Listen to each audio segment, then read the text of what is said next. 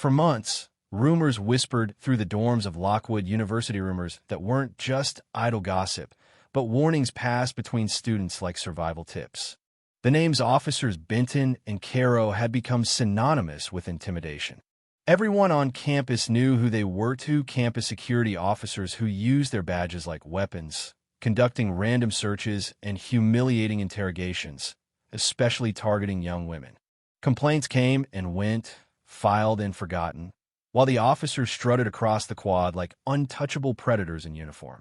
No one ever thought justice would come from someone like Lily Morgan. Lily had arrived on campus, just like any other freshman amid, wide-eyed, carrying her books like a shield and keeping her voice low in every conversation. She was the kind of girl professors barely noticed when taking attendance, and other students assumed had no backbone. Her hair was always neatly pinned, her clothes modest, and she rarely stayed out past dusk. To most, she was just another quiet first year, invisible among the crowd. But Tasha Burns noticed her.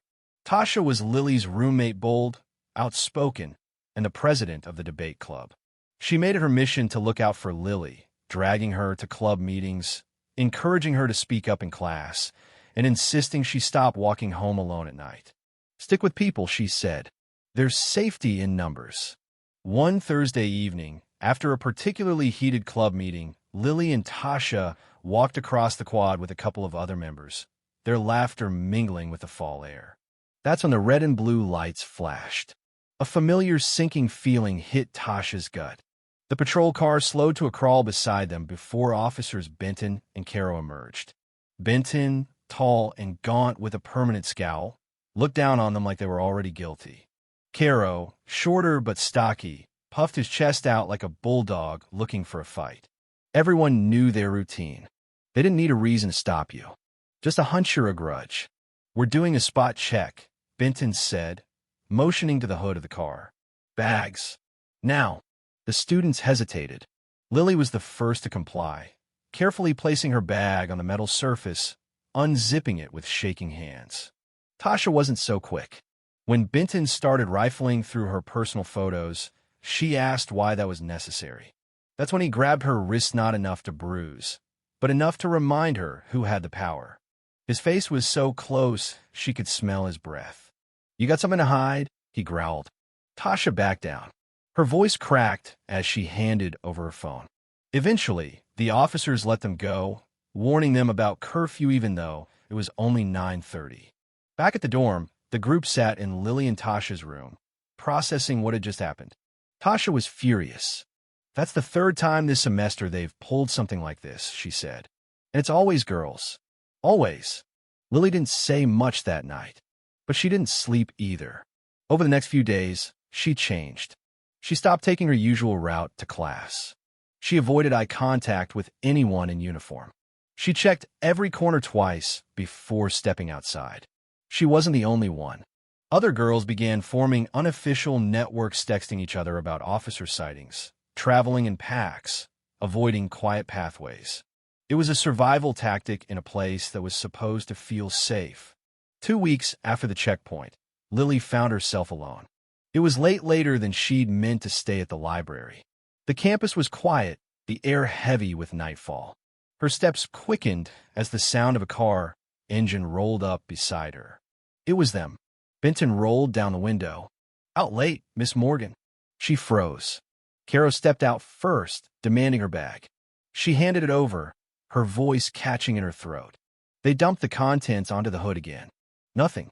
That's when Benton took her phone, scrolling through her messages without permission. Their eyes met. Something unspoken passed between them. They were going to push further this time. "We'll need to conduct a full search," Caro said, stepping into her space. Lily didn't move. "Lift your skirt," he said flatly. She didn't blink. "I'd like a female officer to perform the search," she replied quietly but firmly. The temperature seemed to drop. Benton narrowed his eyes. "That's not how this works. You comply now, or we take you in." When she didn't move, Benton lunged forward and yanked the hem of her skirt. The fabric tore, the sound sharp and cruel in the quiet night. They found nothing. They left her standing there, shaking, half-dressed, her torn skirt clutched in her hands. For 3 days, she disappeared. Not entirely, she still went to class. But she spoke even less than usual, her eyes hollow. Tasha tried to reach her, but Lily kept her distance. Meanwhile, the officers patrolled like nothing had happened, their smug expressions unchanged. Then came the summons. It arrived on a Monday morning in order for Benton and Caro to report to the office of Chief Marshal Dean Holloway.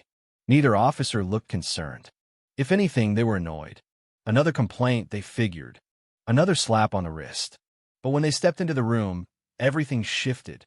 Lily Morgan was already there. She sat beside the chief's desk, her back straight, her expression composed. She looked at them like she saw straight through them. "Gentlemen," Chief Holloway began, his voice sharp. "Let me introduce Officer Lily Morgan, State Internal Affairs Division." The silence that followed was suffocating. Bennon's mouth opened slightly, but no sound came out. Caro turned pale. Lily stood. She was no longer the shy freshman they thought they could bully. She was something else entirely, now something formidable. "I've been embedded here for 6 weeks," she said, her voice crisp and unwavering. "I've documented dozens of violations, including both of you." She gestured to the laptop on the desk. Chief Holloway pressed play. Footage played audio and video from both encounters. Every word, every aggressive demand, every illegal search. The torn skirt, the terrified silence, the smirks. It was all there. "You've both been under investigation," Lily continued. "This footage, combined with student testimonies and previous complaint files, has built a case strong enough for criminal prosecution." Within 48 hours, Benton and Caro were stripped of their badges. Criminal charges followed: assault, abuse of power, unlawful searches. And that was just the beginning. The investigation didn't stop with them. Lily's work triggered a broader inquiry into Lockwood University's entire security operation. Several administrators resigned. New leadership took over. Training was overhauled. Protocols rewritten. A student-led oversight committee was established, and body cameras became mandatory for all campus officers. Word of Lily's operation spread fast. Students who had once felt powerless found their voices. Survivors came forward. Stories that had been whispered in dorm rooms were finally spoken aloud. Lily didn't stay on campus. Her assignment was over. But her presence remained. Her investigation became a case study in universities across the country, a blueprint for how to expose rotten institutions that pride themselves on polish. And though she never said it aloud, she knew this was why she joined the force in the first place: not to wear a badge, but to use it where it mattered most. Sometimes the quietest people carry the loudest truth. And sometimes justice comes disguised in a cardigan, walking quietly down ivy-covered halls, waiting for the exact right moment to speak.